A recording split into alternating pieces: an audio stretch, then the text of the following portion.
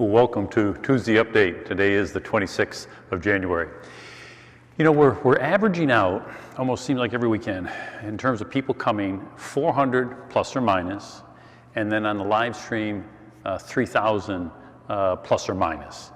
I do want to remind you, we got this new COVID spike that you should feel no guilt about not attending weekend masses, okay? Because we want to keep you safe. And as you know, there's Bishop Scharfenberger said, there's no obligation at this time to have to attend Mass. So, if you're not comfortable or if you're at risk, please stay home and don't feel guilty about it. Okay? So just want to remind you that. And also, if you are coming, please make sure if you've got any flu-like symptoms or a cough or anything, please stay home, because for the people who come here, we're really trying to make it as safe as possible for them to come. So if you're not feeling well, please, for the sake of our community, stay home that particular weekend, okay?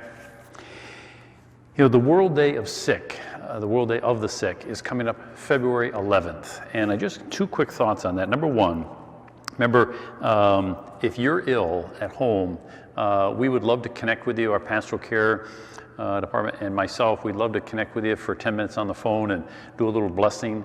So if you're not feeling well, please let us know and we'll reach out to you and we'll come up with a time that works, okay?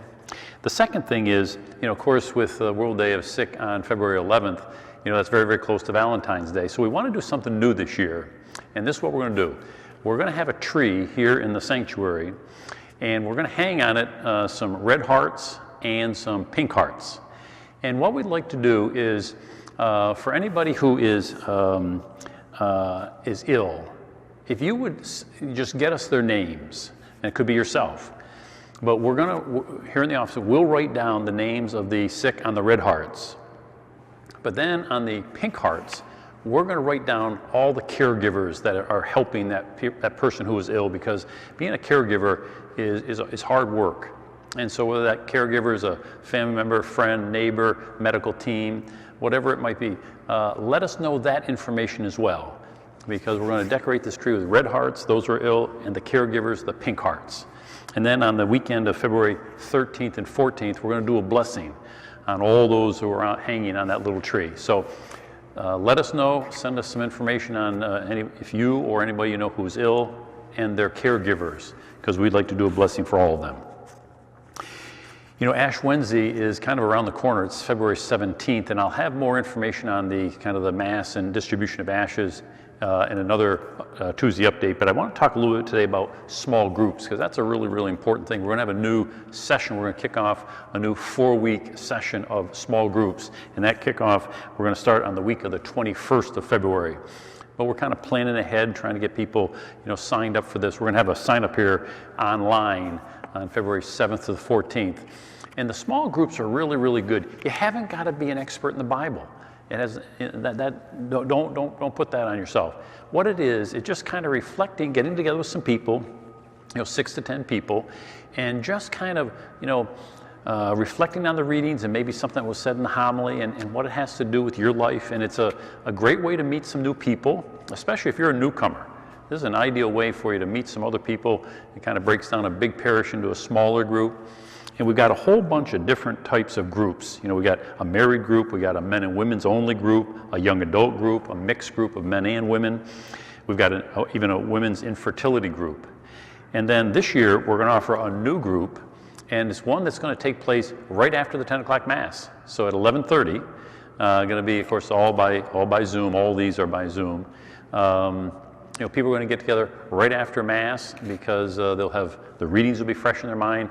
Maybe something in the Sunday message, the homily, is applicable. But we're going to also do that. So we got a bunch of different options for you. So I hope that you might think about it. It's 4 weeks in Lent. It's 90 minutes for 4 weeks, 6-hour commitment. But we think this is a great way to deepen our faith and to also meet some new people. So we're going to be doing, again, that online registration is the 7th to the 14th of February. And of course, any questions, Ann Rose coordinates this. She's in our office. Email her, call her. She's more than happy to answer your questions.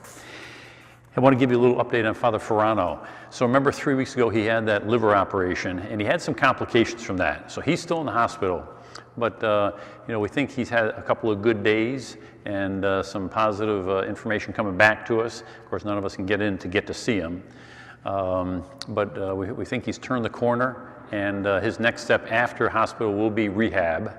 And so I'll continue to keep you updated on that, but I wanted you to know he's still in the hospital, and let's keep praying for him, because that's really kind of the greatest gift we can give him at this point.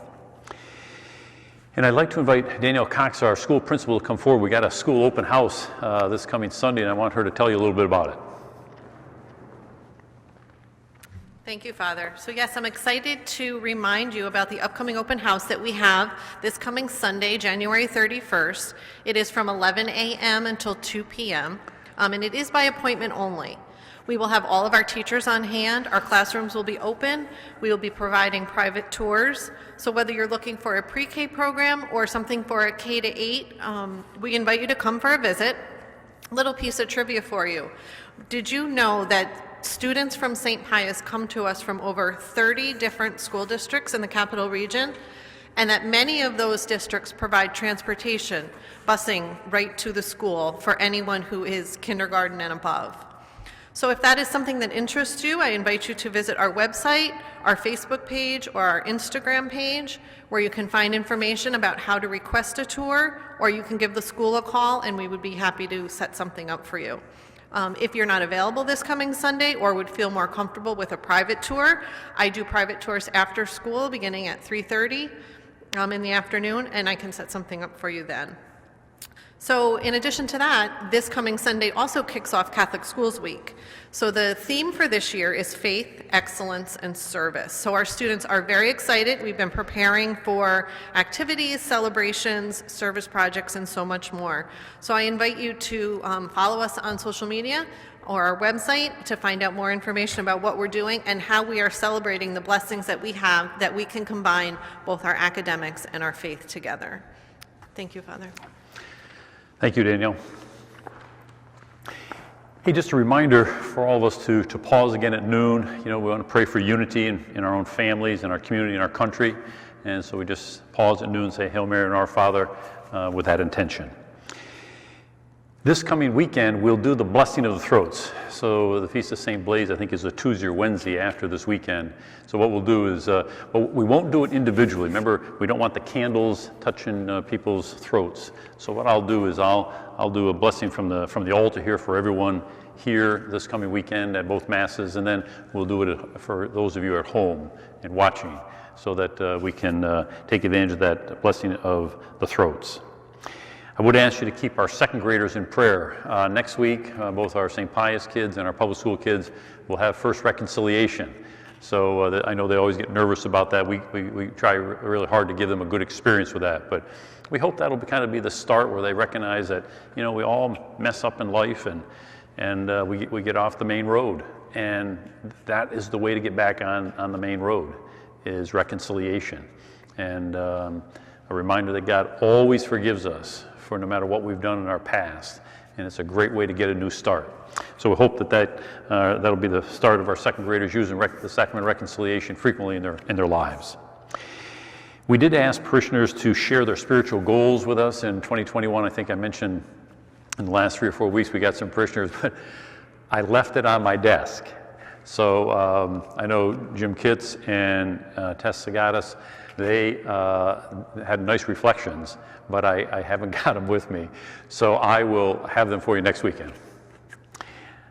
A little thought for the week. Remember, this is our thought that we had for the past Sunday.